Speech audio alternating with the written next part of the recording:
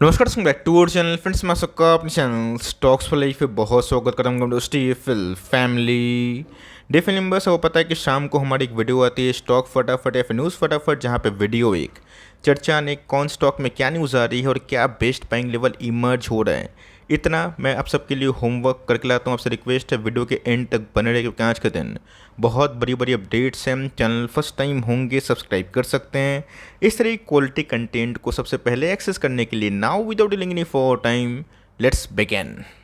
इस बात की जाए एफ और डी की होल्डिंग, ये बताना बहुत ही इंपॉर्टेंट है। चूँकि दोस्तों आज मार्केट थोड़ा सा बंद है, तो थोड़ा सा विस्तार पूर्वक डिस्कस करेंगे।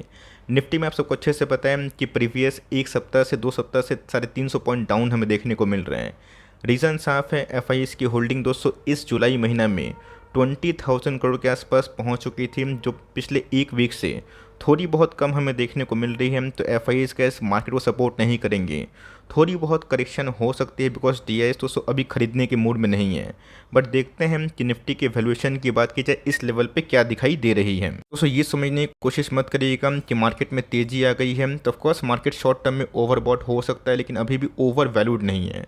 ओवरबॉट और ओवर वैल्यूड में गए ज़मीन आसमान का फ़र्क है। अब निफ्टी की बात की जाए, बॉटम से हमें 4-5 हज़ार के पॉइंट के आसपास रिकवरी देखने को मिलेगी। तो शॉर्ट टर्म में तो गैस वो ओवरबॉट होगा, लेकिन इसी बीच में अभी भी दोस्तों 7 महीना ऑलमोस्ट ख़त्म होने वाले हैं, मात्र 24,000 करोड़ के आसपास ही बाइंग हो रही है एफ के द्वारा। रही बात दोस्तों 21 और 22 में तो इतना माल बेचे थे ना, बहुत लोग की गैस खटिया खरी हो चुकी थी। सिंपल सी बात है गैस, मैंने क्या दिखाया कि एफ की होल्डिंग जुलाई में ऑलमोस्ट 20,000 करोड़ तक पहुंच चुकी थी, जो अभी के टाइम गिर के 14,000 करोड़ के आसपास है। इसलिए गैस निफ्टी ने हाल फिलहाल में ही 19,991 के आसपास हाई लगाया था, जो गिर के 19,646 के आसपास है। देखा गया तो निफ्टी ने गैस इंडेक्स लेवल पे ऑफकोर्स यूएस से पहले ब्रेकआउट दिया, लेकिन दोस्तों आप सबको अच्छे से पता है कि मनी पम्प कंटिन्यूसली बेसिस पर नहीं होगा, तो थोड़ा मोड़ा कंसर्न का मैटर होता है। लेकिन दोस्तों आपको ये समझना बहुत ही इंपॉर्टेंट है कि Q1 के इंटायर मंथ के नंबर कैसे हो सकते हैं, ये पूरा सीज़न का। मैं सच बताऊं तो मैंने कहा कल भी इस बात को कन्फेस किया था, एडमिट किया था कि Q4 के नंबर्स Q1 से काफ़ी हेल्दी दिखाई पड़ रहे थे, और शायद इसीलिए एफ का रुझान थोड़ा बहुत प्रॉफिट बुकिंग या फिर थोड़ी बहुत कम बाइंग में दिखाई पड़ रही है।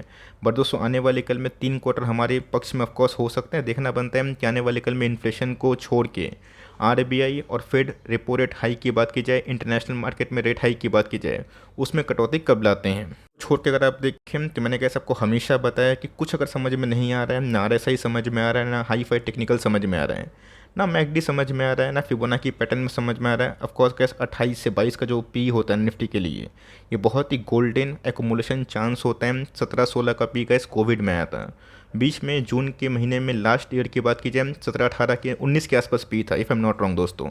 आज 23 के आसपास है, तो थोड़ी बहुत गैस फ्रॉथ अगर निकलती है, निफ्टी और अट्रैक्टिव हो जाएगा। तो बेचने का दोस्तों सही टाइम तभी होता है जब निफ्टी 26-28 की पी पे ट्रेड करे।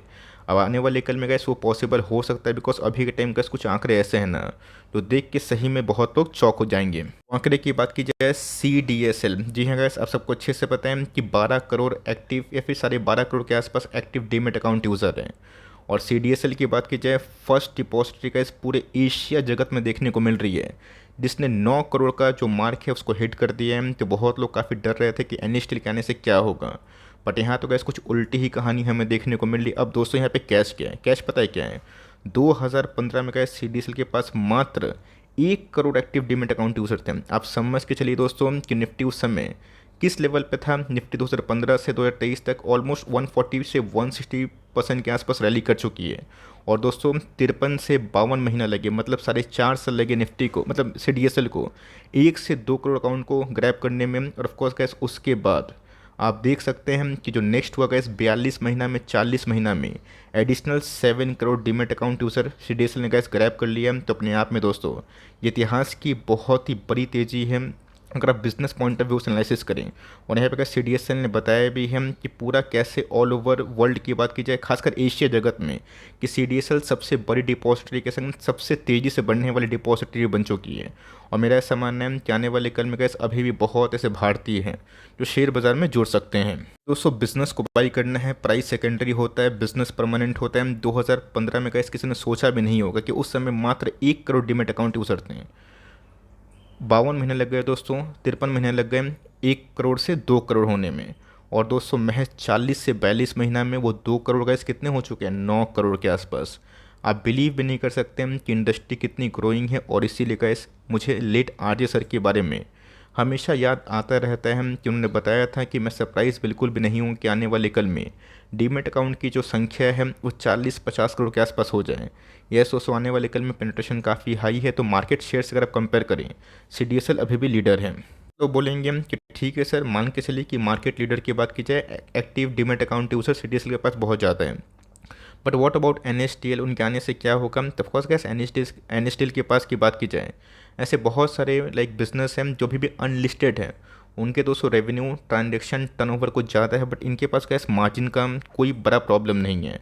कंपनी का इस लॉन्ग टर्म में काफ़ी फ्रूटफुल है। और ये सब आंकड़े देखने के बाद दोस्तों मुझे लगता है कि 10 साल का जो कन्विक्शन है ना, वो काफ़ी हद तक हाई हो जाता है। बीच में डीमेट अकाउंट की संख्या काफ़ी कम हो गई थी। रीज़न साफ था, उसमें कैसे मार्केट में कितना पैनिक था। निफ्टी 15,500 के आसपास गया था, है ना। क्या निफ्टी खत्म हो गया? बिल्कुल भी नहीं। निफ्टी का ऑलमोस्ट 20 सर का लेवल भी दिखा है। तो लॉन्ग टर्म में गैस हमेशा बुल मार्केट होता है, बट शॉर्ट टर्म में बेरिश फेस आता है और वहाँ पे गैस हिम्मत आप हार जाएंगे ना। लॉन्ग टर्म में किसी शेयर्स को होल्ड करना असंभव बात है। बात की जाए प्रिंस पाइप, आप सबको अच्छे से पता है कि स्मॉल कैप कैटेगरी से कंपनी काफ़ी दमदार है। ऑल दो कल के दिन 2.5% के आसपास तेजी थी। दोस्तों अगर आपको चाहिए होगा कि 3 न्यू माइक्रो कैप के बारे में डिस्कस करिए तो प्लीज़ बताइएगा। मैं आज ही के दिन कोशिश करूंगा कि 3 फिर से न्यू जो पिक है तो उसको बताया जाए। बिकॉज एक कंपनी की बात की जाए, उनके नंबर्स बहुत ही क्लासी हमें देखने को मिल रहे हैं। तब कोर्स अगर आप एक रिस्क टेकर ट्रेडर है, इन्वेस्टर है, बताइएगा। तो मैं कोशिश करूंगा कि 3 नए माइक्रो कैप के बारे में डिस्कस किया जाए। ऑल दो गाइस प्रिंस फाइव के नंबर्स कब डिक्लेयर होंगे अभी तक जस्टिफाई नहीं हुआ है। कंपनी की बात की जाए, अगर आपने गाइस 2 साल पेन झेला ना, कुछ महीना और सही, कम से कम गाइस Q1 के नंबर्स के संग कंपनी के गाइडेंस बहुत ही इंपॉर्टेंट है। इस बार गाइस जितने पाइप वाले बिजनेस आ रहे हैं नंबर्स, वो उतने इंप्रेसिव नहीं है। चाहे वो सुप्रीम की बात की जाए, फिनोलेक्स की बात की जाए, अब देखते हैं गाइस कि प्रिंस और एस्टेल के नंबर्स कब तक आते हैं। एस्टेल ने भी गाइस कभी भी मतलब अभी तक बताया नहीं कि नंबर्स कब आएंगे, लेकिन दोस्तों कंपनी अच्छी है, ये भी एस्टेल भी। अब देखते हैं कि नंबर्स के बाद जो कमेंट्री आ रही है फ्रॉम द मैनेजमेंट, और ख़ासकर इन्वेंट्रीज का प्रॉब्लम सॉल्व हुआ कि नहीं हुआ, न्यू इन्वेंट्रीज आएंगे फिर नहीं आएंगे, और ऑफ कोर्स जो कॉस्ट फॉल हुआ है रॉ मटेरियल का, उससे कंपनी को कितना फ़ायदा हो रहा है, ये कैसे हम लोग बारीकी से ज़रूर चेक करने वाले हैं। इंडिया की बात की जाए, ये भी कैसे एक शानदार कंपनी है। बीच में आप सबको अच्छे से पता है कि प्रीवीसी का इशू हमें देखने को मिला था, बट येस वो सेकेंडरी है। इनके प्रमोटर की बात की जाए, उनको ऐसा लगता है कि अगर थोड़ा सा रूल्स रेगुलेशन थोड़ा सा स्ट्रिक्ट भी होता है, कंपनी को ऐसा कोई बड़ा डेंट नहीं पड़ने वाला है। दोस्तों कि इनके जो कमेंट्री है, कमिटमेंट है, उसमें कितना दम है। ऑल दो गैस कंपनी अच्छी है, अभी तक Q1 के नंबर्स नहीं आए हैं। हम लोग इस नंबर्स आने का वेट करेंगे। और साथ ही साथ गैस जो ट्रैक्शन है कंपनी का लॉन्ग टर्म का, वो कैसा है। कंपनी ने गैस जो प्रीवियस कुछ समय में वादा किया था कि H1 से बेटर आएंगे। मैं 22-23 फाइनेंशियल की बात कर रहा हूँ। H1 तो गैस ज़्यादा बेटर थे, और एज़ कम्पेयर टू H2 वो मुझे थोड़े फीके लगे। अब देखते हैं जो न्यू गाइडेंस है कंपनी कैसा पेश कर रही है। बात बर्जर पेंट की, ये भी कैसे शानदार, बहुत ही फंडामेंटली फैंटास्टिक कंपनी है। आज से गैस कंपनी काम नहीं कर रही है, बहुत सालों से कंपनी काम कर रही है। तो मेरा ऐसा मानना है कि कंपनी को इस भाव पर भी फॉर लॉन्ग टर्म खरीदा जा सकता है। सोच रहे हैं कि फिर से 500 का लेवल आएगा, वो तो गैस आना बहुत ही टफ है, और उसके लिए गैस मार्केट को थोड़ा क्रैश होना पड़ेगा। अब रही बात जितने भी लाइक पेंट इंडस्ट्री की बात की जाए, उन सब में गैस ऑपरेटिंग मार्जिन में ह्यूज स्पाइक अप हो रहे हैं। आपने देखा कि एशियन पेंट कैसा भागा, आपने देखा कि इंडिगो पेंट में फिर से तेज़ी हमें देखने को मिल रही है।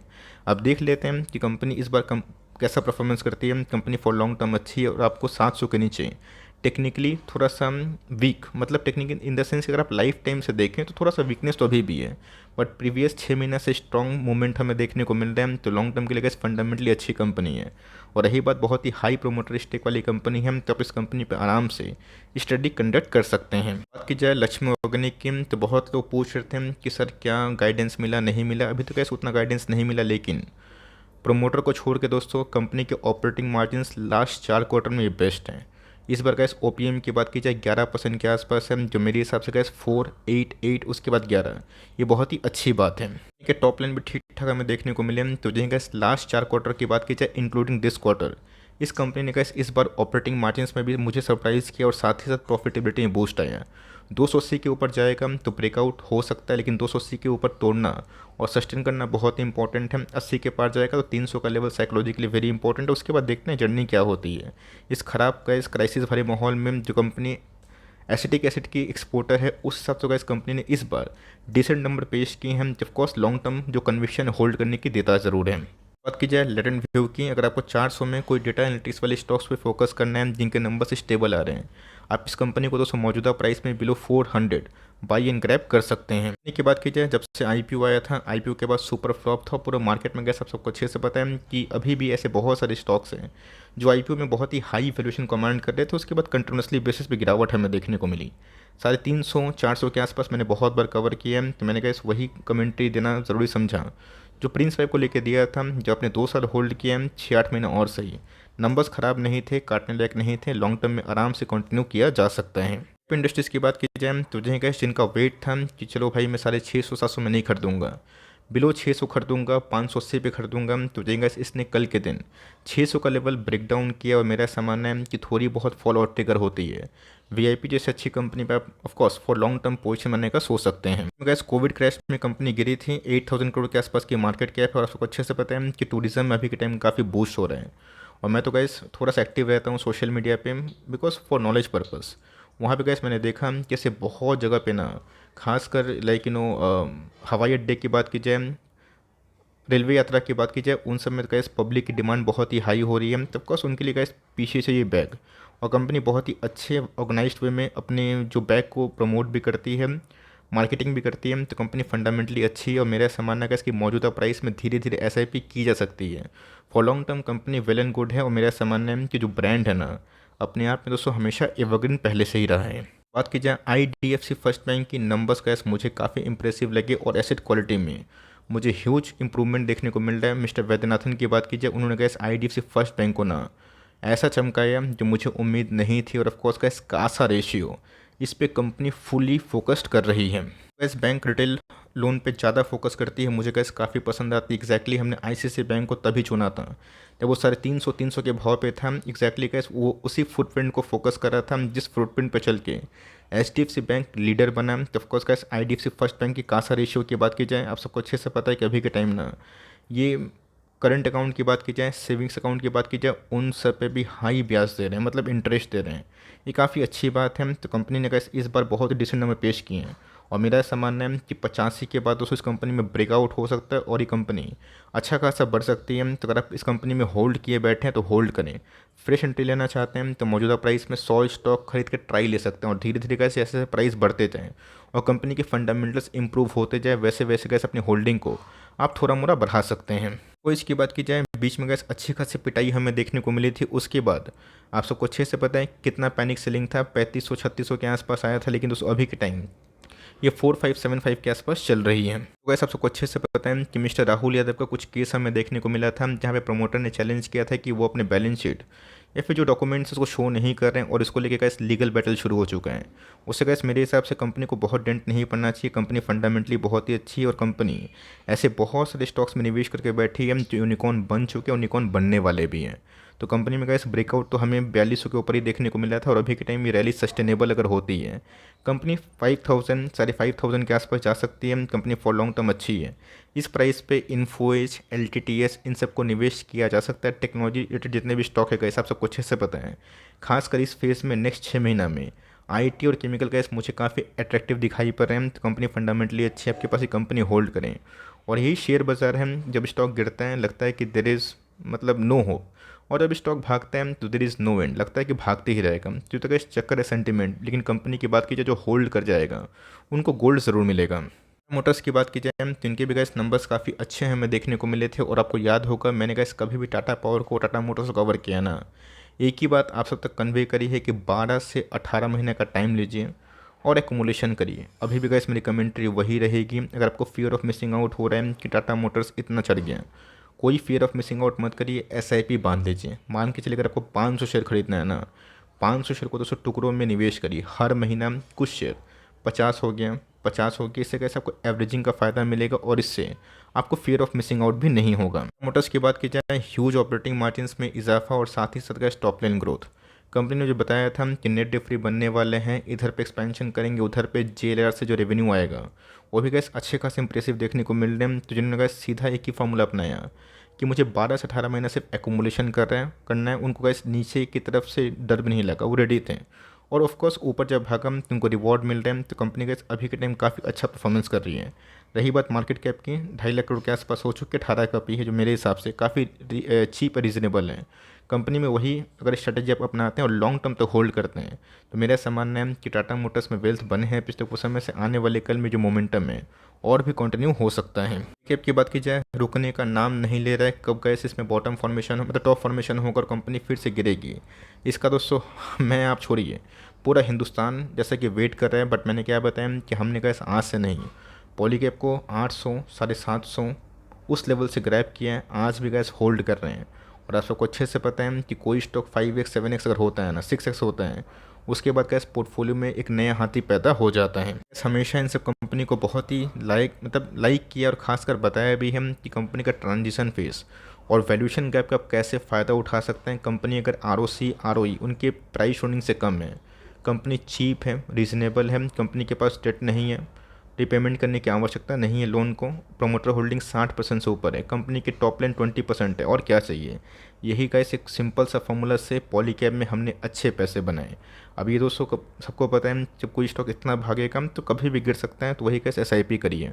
और जब स्टॉक थोड़ा बहुत और गिरे, फिर वनाकी पैटर्न को फॉलो करे, सर्टन लेवल्स को फॉलो करे, 14%, 23%, 38%, तब वहाँ पे कैसे अपनी SIP को बढ़ा सकते हैं। और कंपनी को ख़राब टाइम अगर आप खरीदते हैं ना, 2 साल के बाद 3 साल के बाद जब चीज़ नॉर्मलाइज होती है, तब दोस्तों जो अल्फ़ा होते हैं रिटर्न्स, वो आपको ज़्यादा दिखाई पड़ते हैं। पुल की बात की जाए, बहुत लोग मुझसे पूछते हैं सर करना है क्या है, तो अभी तक ऐसे इनके Q1 के नंबर्स नहीं आए हैं, मैं उसी का वेट एंड वॉच कर रहा हूँ। ये बात की जाए ख़राब नहीं है, बट येस वोल्टास की बात की जाए, वॉलपुल की बात की जाए, वो कमाल गैस अभी भी देखने को नहीं मिल रहा है।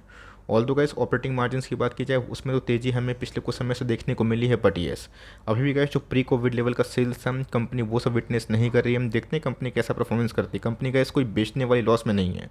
आपने इतना होल्ड किया तो और 2-4 महीना सही, लेकिन देखते हैं कि इस बार कंपनी गाइडेंस के संग अपने परफॉर्मेंस को कैसा पेश कर रही है। इसी की बात की जाए, जिनके हाथ से गैस ये सब गाड़ी निकली, वो अभी भी वेट एंड वॉच कर रहे हैं कि ITC में कुछ खामियां दिखाई पड़ी। मेरे हिसाब से अगर आपने इनिशियल पोजीशन बना लिया ना, बस होल्ड करें। डजंट मैटर कि ITC अब 1 साल में पैसे बनाएं या फिर ना बनाएं, 2 साल में पैसे बनाएं या फिर ना बनाएं, 5 साल का पैसा गैस बन चुका है, 3 साल में पैसे डबल ट्रिपल हो चुके, और क्या चाहिए ऐसी बड़ी कंपनी से जिसका मार्केट कैप 5.5 लाख करोड़ 6 लाख करोड़ के आसपास और 3% के आसपास यील्ड है। जिनकी स्टार्टिंग में गैस इनिशियल बाइंग थी 170-180 के लेवल पे, उनको तो गैस चांदी लग गई, बिकॉज उनको तो गैस अभी के टाइम उस लेवल से 6-7% के आसपास यील्ड मिल रहा होगा। कंपनी अच्छी है, बट मेरे हिसाब से FMCG के और जो अदर स्टॉक्स हैं जिनके वैल्यूएशन कंफर्ट है, उन सब का फोकस कर सकते हो।